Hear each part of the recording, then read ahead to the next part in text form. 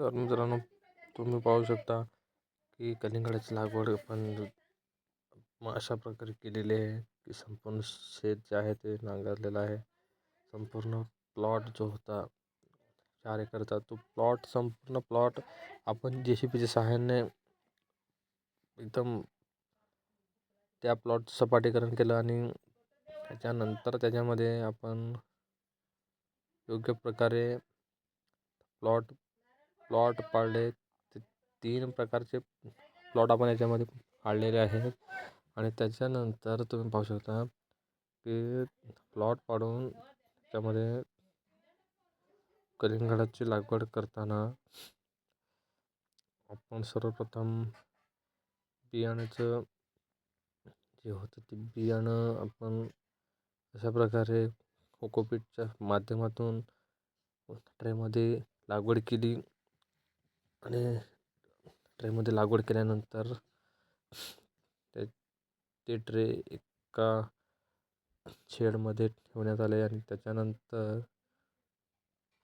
ते ट्रे शेडमधून ठेवल्यानंतर त्याला योग्य प्रकारे आणि योग्य प्रकारे खतं आणि औषधांची फवारणी करून आपण या शेडमध्ये तुम्ही पाहू शकता.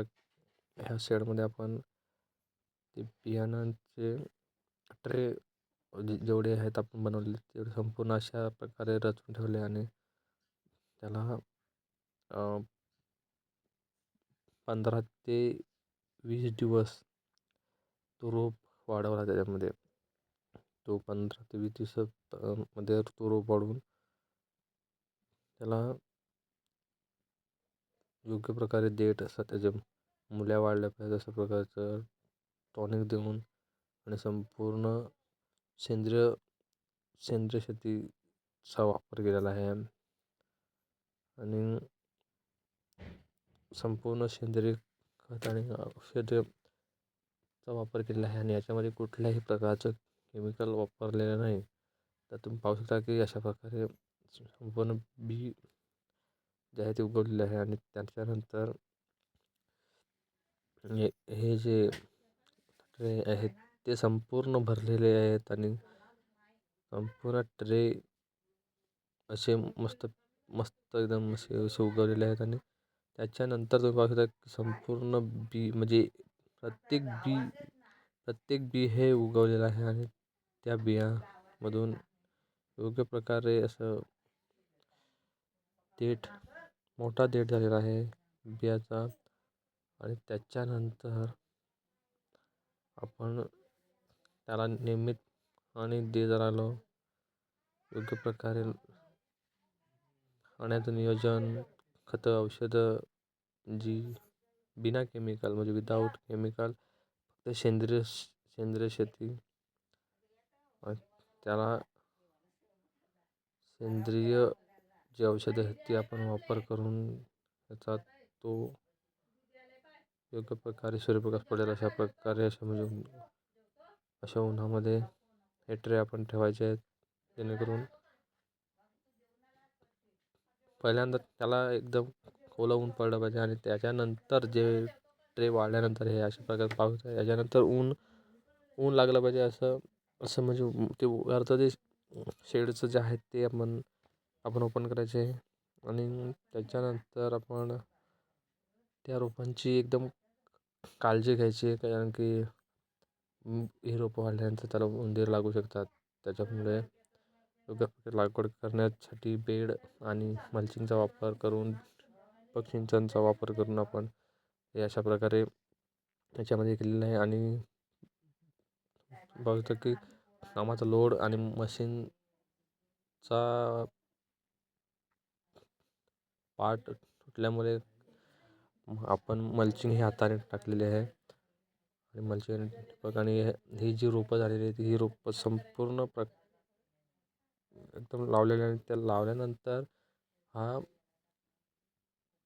एका महिन्यानंतर तुम्ही पाहू शकता की या अशा प्रकारचं त्याला फुलं लागलेले आहेत. अशी छोटी छोटी फुलं आणि तुम्ही हा बघू शकता की एका महिन्यानंतर जे काय झाले 40-45 दिवसानंतर म्हणजे जे रोपामध्ये कसं आहे की रोपामध्ये रोप लावल्यानंतरचा जो कालावधी आहे मतलब रोप बनवून आणि मग रोपांची लागवड केलेली आहे. त्याच्यानंतर म्हणजे रोप लागवड केल्यानंतर 1 महिना आणि रोपांसाठी 20 दिवस म्हणजे ते 50 दिवसांचा हा कालावधी आहे. त्या कालावधीमध्ये ही आपण रोपं तुम्ही पाहू शकता की मल्चिंगवर आपण लावलेले आहेत ठिबक सिंचनच्या आधारे. आणि अशा ठिबक सिंचनचा वापर करून आपण मल्चिंगवर ही रोपं आलेली आहेत. तर हा 50 दिवसाचा प्लॉट तुम्ही पाहू शकता. 4 एकरमध्ये ही रोपं बसलेली आहेत. आणि एकूण आपण 22,000 रोपं लावली रोपं बनवली होती आणि त्याच्यापैकी 20,000 रोपांची लागवड केलेली आहे आपण याच्यामध्ये. तर पाहू शकता तुम्ही 4 एकरचा हा संपूर्ण प्लॉट कलिंगडाच्या वेलाने भरलेला आहे. आणि अशा प्रकारे जर तुम्ही सुद्धा शेती करू इच्छित असाल किंवा शेती करायची असेल तर विदाऊट केमिकल जी आजच्या काळाची गरज आहे आणि सेंद्रिय शेती म्हणून तुम्ही हे असं लावू शकता.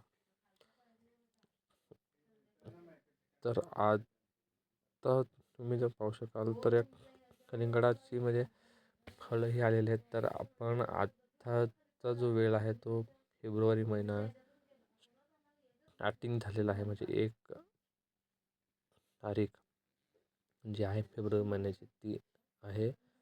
आणि फेब्रुवारी महिन्यामध्ये म्हणजे या रोपांची अवस्था अशी आहे तर तुम्ही असे ट्रॅपसुद्धा लावून ठेवू शकता. त्याच्याने जे काही कीटक आहेत जे रात्री येतात आणि रोपांवर हे करतात तर त्यांना हे करण्यासाठी हे ट्रॅप लावायचे आहेत अशा प्रकारे.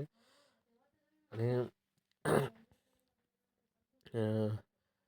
उत्तम दर्जाचं कलिंगड तुम्ही विकू शकता आपल्या शेतामध्ये आणि त्याचा योग्य तो भाव मिळवू शकता. कारण की आजच्या काळामध्ये सेंद्रिय शेतीला खूप महत्त्व आहे मित्रांनो. आणि सेंद्रिय शेती ही खूपच महत्त्वाची आहे. कारण की त्याच्याने जमीनसुद्धा सुपीक राहते.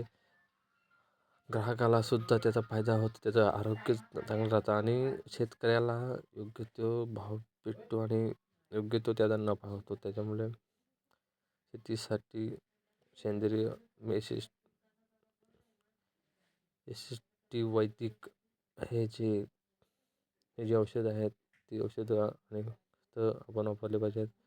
जेणेकरून योग्य प्रकारची रोपं झाली पाहिजे आणि आपला योग्य तो नफा आपण शेतीमधून कमावू घ्यायचा आहे मित्रांनो.